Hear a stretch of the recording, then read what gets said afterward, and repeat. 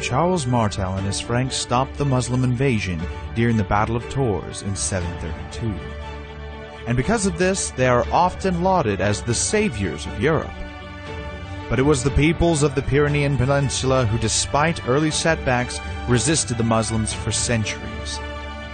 Eventually, the Spaniards and the Portuguese started taking back their lands and what was called the Reconquista. The Muslim Caliphate conquered vast territories from Central Asia to North Africa in less than a century. By 708, the Muslims had reached and conquered modern-day Morocco. The warriors of Islam were now just 50 kilometers away from Europe, and in 711, Berber General Tariq launched an invasion into Hispania.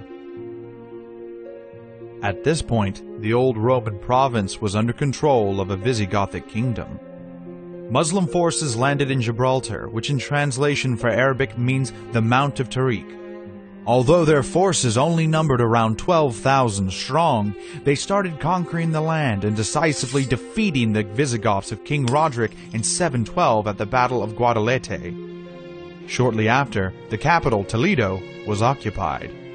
The Visigoth kingdom collapsed, and in just 7 years all of the Pyrenees were subdued, save for some remote mountainous regions. The ancestors of the Basques, the people called the Vascons, were not eager to surrender. Their small force led by nobleman Pelagius defeated the Muslims in 718 at the Battle of Covadonga. Pelagius was able to form a new state in the northern part of the peninsula, and it was called Asturias. His victory is considered the event that kick-started the Reconquista.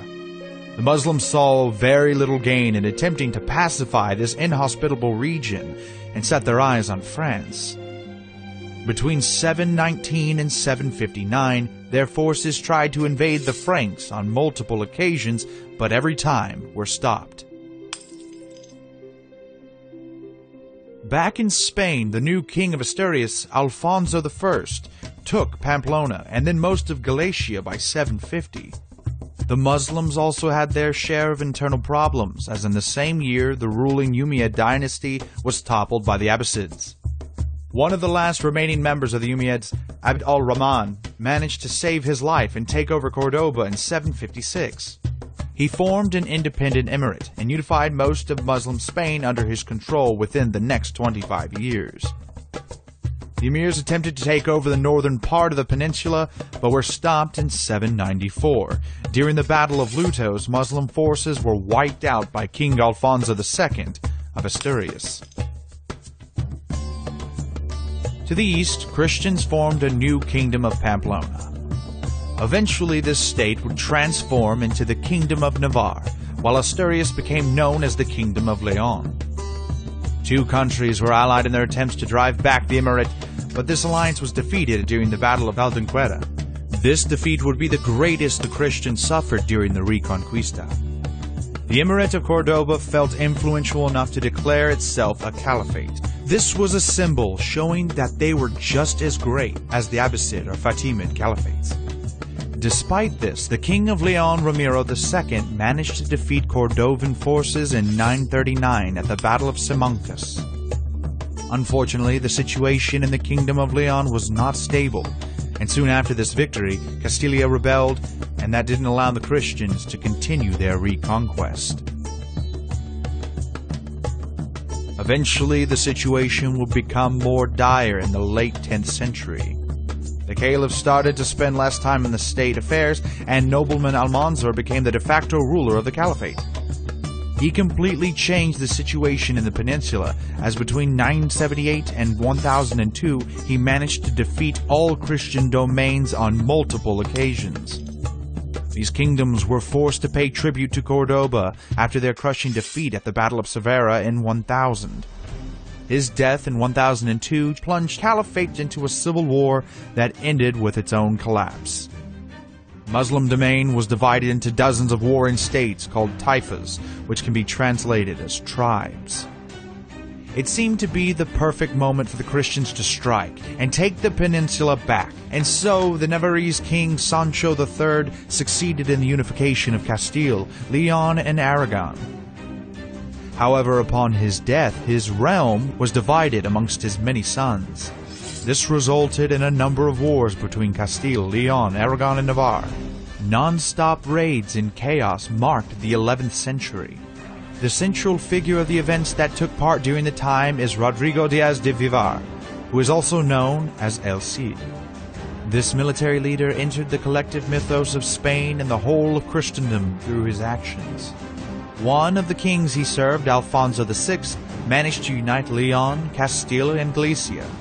By 1077, Alfonso was strong enough to declare himself the Emperor of Spain. Indeed, many Muslim taifas were forced to pay him tribute, and in 1084, he was able to take control of the ancient capital, Toledo.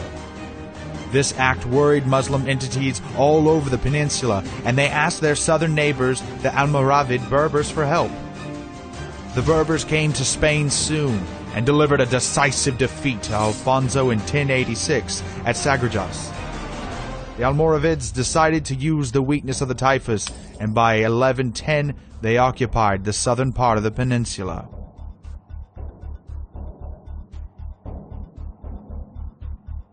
However, it was too late, as the Christian kingdoms were now receiving significant help from their brethren, and it was showing itself all over the region. In 1139, Portugal was established as a kingdom, and with the aid of the Crusaders, Lisbon was reconquered in 1147. The Berbers were also having problems to the south, as a new sect called the Almohads started to take over Morocco and Spain, and by 1173, this process was concluded. The Almohads represented a more fanatical sect of Islam. While the Muslims were fighting each other, in the north, Spanish kingdoms were building a strong alliance. The Kingdom of Castile, led by Alfonso VIII, launched a campaign into Almohad territory. But during the Battle for Alarcos in 1195, he was heavily defeated, and any dreams of Reconquista was postponed for now. Neither the Almohads nor the Christians were fond of a new balance, and in 1211 the Caliph Muhammad al-Nasir launched across the Strait of Gibraltar with an army 70,000 strong. Pope Innocent III called for a new crusade, with more than 40,000 crusaders coming together in Toledo by the spring of 1212. The kingdoms of Castile, Aragon, Portugal, and Navarre, along with the Knights Templar, Santiago, and Calatrava orders, were a part of this army, and this army would be led by the Castilian king, Alfonso VIII. Never before had Christians or Muslims fielded such large armies in Spain, and this campaign was going to be decisive. The Muslim strategy was simple. Al-Nasir moved most of his forces fast to block passages in the Sierra Moreno Mountains, while sending groups to besiege enemy castles in the area. He thought that the knights will not be able to effectively fight in the mountains, and would soon run out of provisions. Alfonso attempted to cross the mountains in multiple locations, but was blocked. The legend tells that Alfonso's army was approached by a shepherd who promised to guide them via an undefended passage. This maneuver seemingly surprised al-Nasir, who didn't have his whole army under his command. The armies were now in an area called Las Navas de Tolosa, where the decisive battle for Spain would take place. The Spaniards had to fight uphill. Their army was divided into three groups, with Alfonso in the center with knights from his orders, the King of Aragon Pedro to the left, and the King Sancho of Navarre to the right. Each of the groups were divided into three lines, with infantry in the first, cavalry in the third, and a mix of the two within the second. The Muslims fortified a small position for the Caliph and his guard. The Almohads had all of their cavalry on the left and right, with center occupied by the infantry consisting of local Muslims in the front line and Moroccans in the second. The vanguard of the army consisted of light skirmishers.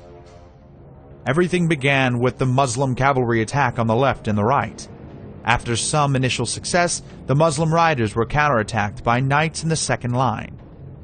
The Caliph's cavalry was pushed back uphill, and Muslim skirmishers in the center retreated on contact, but the second line joined the attack, and the Christian lines were dangerously close to breaking.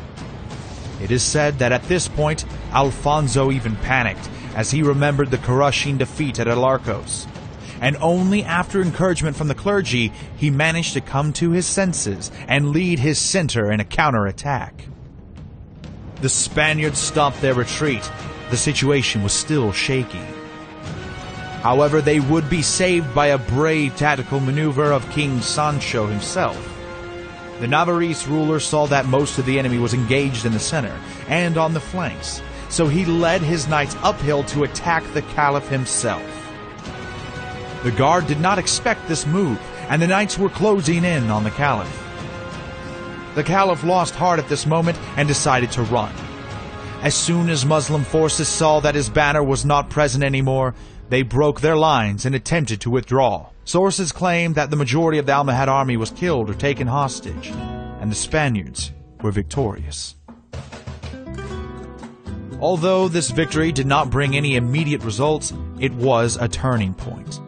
The Almohads soon collapsed, and the Muslims never mounted a serious offensive into the Christian Spain, and gradually, region by region, city by city, the Reconquista reclaimed all of the peninsula, with Granada being the last to be reconquered in 1492 by the United Spanish Kingdom.